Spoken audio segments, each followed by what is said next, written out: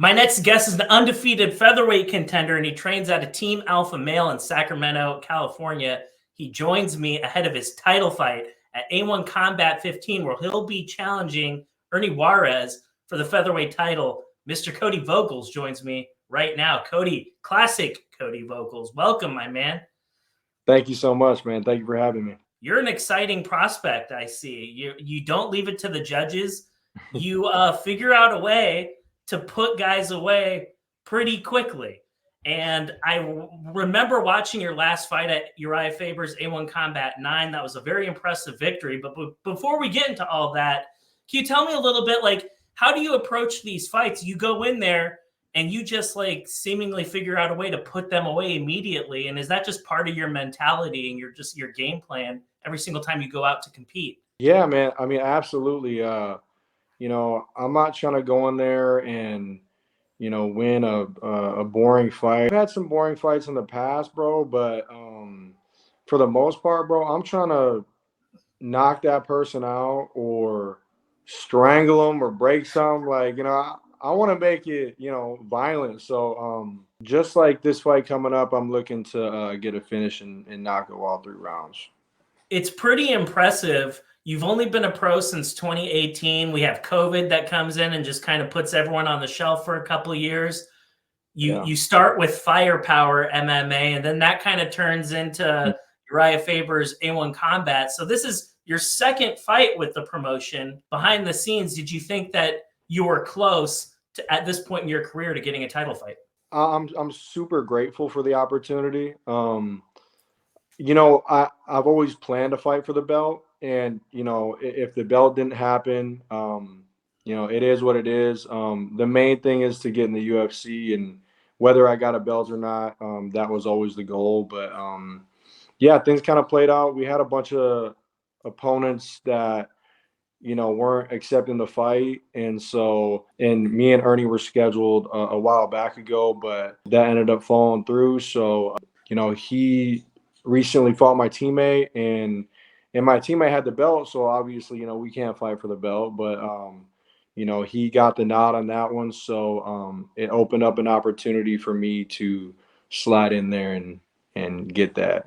So I think you're getting, this is my words, not yours. I think you're getting this opportunity because of what you did at Urijah Faber's A1 Combat 9. You went in there, and in under a minute, you put a talented guy away. And it looked like a 2 right down the middle that just put this guy out. And I was hoping you could tell me a little bit about that Chris Pena fight. How did you set that up? Because I've watched it probably like 10 times now, and that was very impressive. Thank you, man. The thing about Chris is his record was 3-3, but and it had been some time since he fought, but sometimes when it's been some time since somebody's fought, you don't know how they're going to turn up, and I fought up a weight class at 55, and I fought at 55 in the past too as an amateur, but I like to bounce around, but if there's opportunities, but so I kind of went in there not knowing, what Chris was going to come out like, or the size, or whatever, you know what I mean? Not that matters. He moved a little like, irky jerky. It was kind of hard to really like, know what he was going to do. But, if I fired that cross off, my cross is, it's nasty, bro. I know if it lands, it's going to hurt somebody. So, I seen that he was kind of opening up when he would throw some shots, and I just fired that bitch right down the middle and, landed that motherfucker. So, but Chris is a great guy, and, we chatted afterwards, and he lost a lot of weight, dude. He came down for from 200 pounds and that whole thing. But the right hand is definitely the one that gets the job done. So that's what I'm looking to land November 18th. I have to tell you, you're going up against another savage, Ernie Juarez, an undefeated guy just like you, 6-0. This is a guy that you've been linked up with in the past. You were supposed to fight him in 2022. That bout doesn't end up materializing. As you mentioned before, he's fought one of your teammates. So this is a guy you know a little bit about. Juarez, in your opinion, like, what makes this guy so good? How come nobody's figured out a way to beat him yet? tough, man, and he comes from a good camp. That the 209, the Stockton camp down there. There's a lot of tough guys down there. There's just something guys like maybe me, him, maybe you've been through something along the way. Maybe it just, you got that dog in you or something, but he's definitely got my respect. I know what I have in front of me, and I know what I got to do to get the job done. So, Do you think, Kody, is it a fair statement to say when people fight Juarez that they might give him too much respect? yeah, I definitely agree with that for sure. Yeah. Because sometimes, like, you'll see really talented guys go up against like undefeated champions like this guy, and rightfully so. Like, he's a great fighter. I'm not taking anything away from them, but sometimes it seems like in situations like this, sometimes the challenger will maybe give the champion a little too much respect. And I feel kind of like the onus is on you as the challenger. You need to be the one that goes out there and makes it a dogfight. Yeah, no, exactly. I feel like I'm gonna be his toughest fight to date because I want to get into a war. I'm gonna throw myself in the fire 100%. And I feel like you kind of got to match that. And like you said, sometimes when you give that person too much respect, they just kind of walk over. Um, I'm looking to definitely put on a show November 18th, and I can't wait. Can you tell me, Kody, a little bit about preparing for Juarez? This is a fight that I know it's been kind of in the works for some time. How's your camp been? Who have been some of your main training partners ahead of A1 Combat 15? Man, camp's been good, man. Camp's been long, bro. I work a full-time job as a painter. I paint commercial and residential buildings full-time during the day. And then at night, I train over at Uriah Faber's Ultimate Fitness. I work with the who's who over there for a lot of my grappling and some striking, and then I work with my coach Marcus over in Elk Grove. It's a little city out here in Sacramento, but so I just kind of split my time between the two gyms and try to check all the boxes and to make sure I'm prepared for November. So. I think I think of like power right away. I think of somebody who boxes really well and somebody who's very aggressive. But are there other things about your game that you haven't shown that you feel are going to give you an advantage over Juarez? Thank you so much. Yeah, dude, honestly, it's crazy. You know, Especially if you don't spend that much time in there, you don't really get to show a whole lot. Um, it's either I'm in a quick fight or I'm in like a 3-round war, and there's a lot that I haven't shown that, and there's a lot of tape that I look back on that I'm not happy with, but at the end of the day, you're just gonna have to wait and see November 18th. Hey, well, everyone in the country should be able to watch it. And I wanted to kind of ask this question with a lot of my East Coast audience in mind, because over on the East Coast, right, sometimes we're a little lazy about watching West Coast MMA because that shit starts way late over here. But for Yeah, everyone out here who's never seen you fight before, yeah. can you kind of describe for them, like, what is it about you that they can expect to see when they watch you perform here in a few weeks? Mm, I mean, fireworks, man. Like we're the co-main event, and I can't wait to get my foot on the fucking gas and get this shit going. And I'm going out there to get a finish, and I'm not trying to go out there and go off in 3 rounds. So but at the same time, man, like I can relate with a lot of people. From east to west, is I just fucking work a normal job, put my 40, 60 hours, a weekend.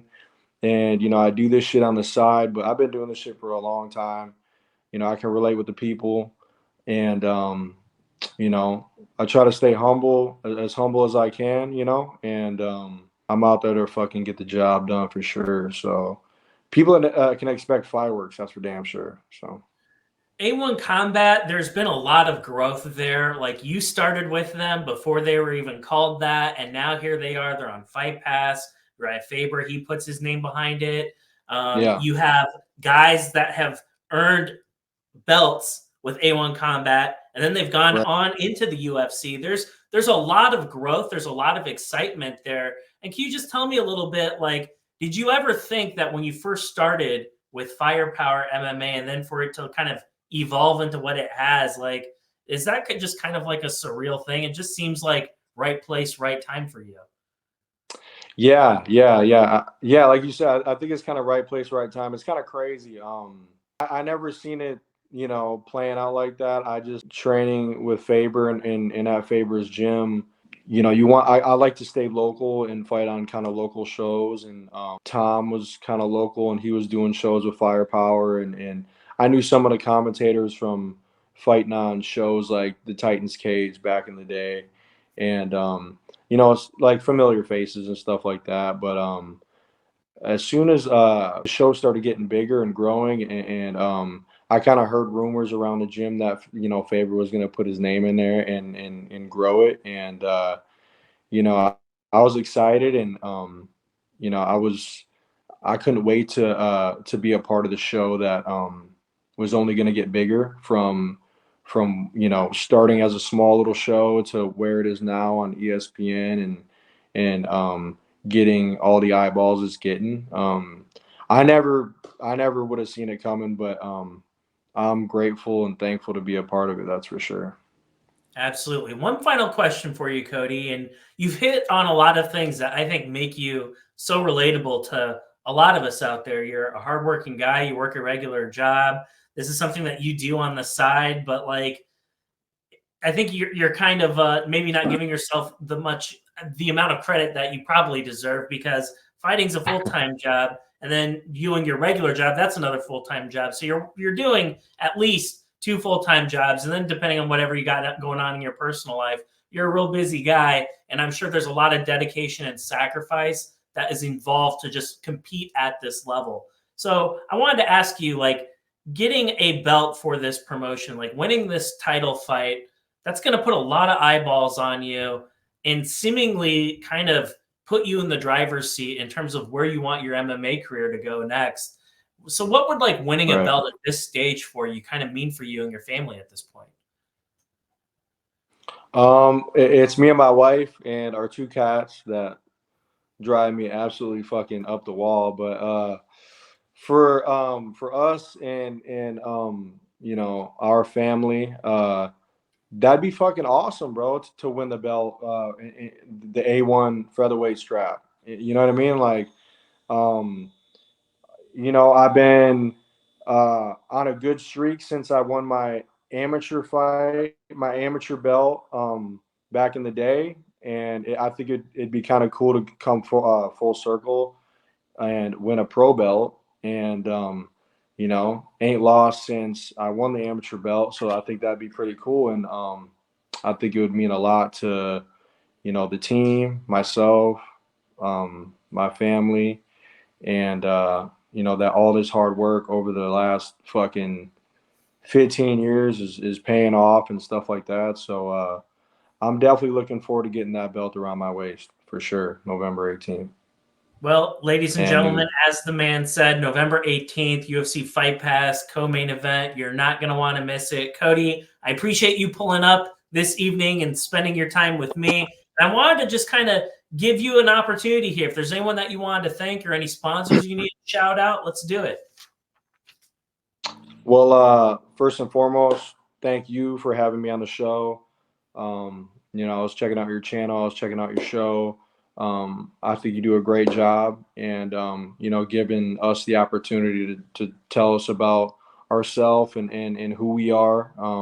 Because a lot of people just see us in the cage and that's it. But I like to give a shout out to Pierce Labs.